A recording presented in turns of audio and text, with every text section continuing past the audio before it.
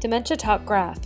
The graph is an easy visual way to view the spread of a specific behavioral symptom throughout a period of time and throughout the hours of the day in order to look for patterns and triggers that may help you understand why this behavior might be happening at a certain point in time.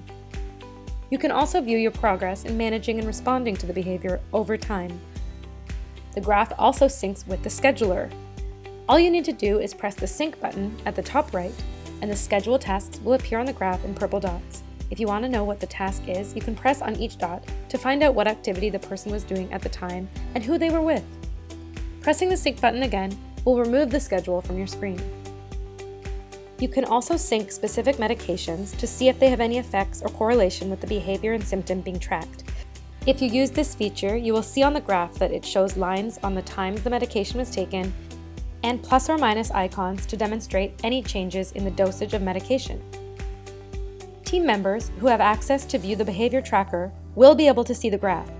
However, if they do not have permission to view medication and/or the schedule, they will not be able to sync them with the graph.